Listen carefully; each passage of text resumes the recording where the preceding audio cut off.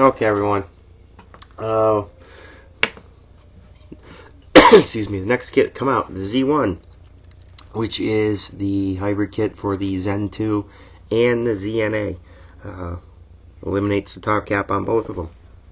What you see is what you get. The kit comes with your adapter, your adjustable battery spacer with brass pins. You get a short pin and a long pin, which can be useful. You know, not all batteries are created equal. Get your insulating washer, your 3 small O-rings, which are for adjusting the center pins on your atomizers. If you don't have an atomizer or an adjustable center pin, you can remove the pin, add an O-ring, and get your adjustment that way. And 2 small magnets for the spacing on the ZNA. So let's put it together. You can see here I have my Zen 2, and I'm going to use my K-Fun Nano. My center pin on my K-Fun is exposed slightly already. Again, I did accomplish that with adding one of the small O-rings. You will need to do that, preferably when you do a build, because when you take that center pin out on the K-Fun light, it is what holds the positive block in place that can't come out of adjustment. So, you know, do that when you do a rebuild. The same as all the others. You know, put your adapter on, snug it up, take your 1/16 Allen key and snug up that set screw. I'm going to do this in 18350 mode. Add your battery, the insulating washer, which won't stay threaded on the bottom. There isn't enough 510 exposed. No, maybe it will. No. So what we'll do is we'll just add it to the top of the battery, like so. And thread the K-Fun on there. Okay, so now we have to make up some spacing. So what we'll do is remove the switch, take our adjustable battery spacer. This should be pretty close about where I want it to be, but you can turn it in and out to adjust it. Put it in with the long side.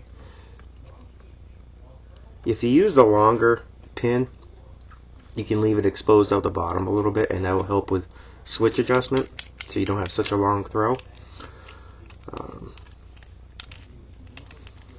Reinsert the switch, and you feel it grab, and we'll just spin, and nice and snug, and it's firing.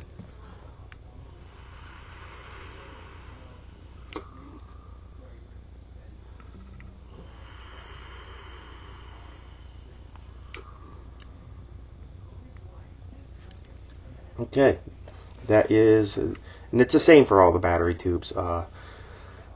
I have the 18500 tubes and an 18650 tube. My one of the 500 tubes and one of the 650 tubes is with the machinist.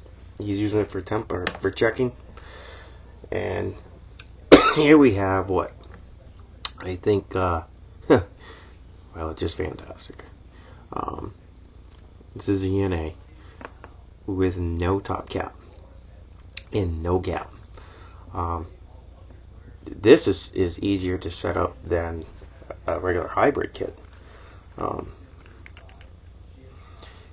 see, here we are. We have the center pin's been adjusted out for exposure, proper exposure. The adapter has been threaded onto the 510 and snugged up. If you look here, there are those 2 magnets, and that's your spacer. If you have a longer 510, you adjust your center pin out a little bit more and just use 1 magnet. It should be fine. There you go.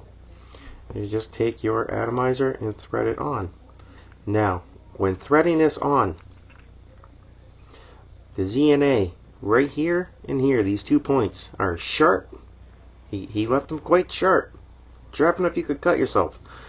And sharp enough if when you're putting the atomizer on, if you see how that wobbles there as you're threading,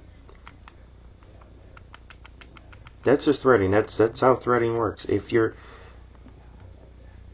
don't want to be pushing into that point because you can scuff the bottom of the atomizer. So what I do, just to keep this from scuffing up, is as I just kind of watch to make sure as I'm tightening it on there, I'm not scratching against those sharp points. It's just something that you need to be cautious of because it will scratch the atomizer. And that's it. It's that simple.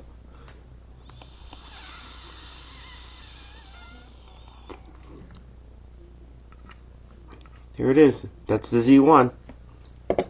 Thanks again, everyone.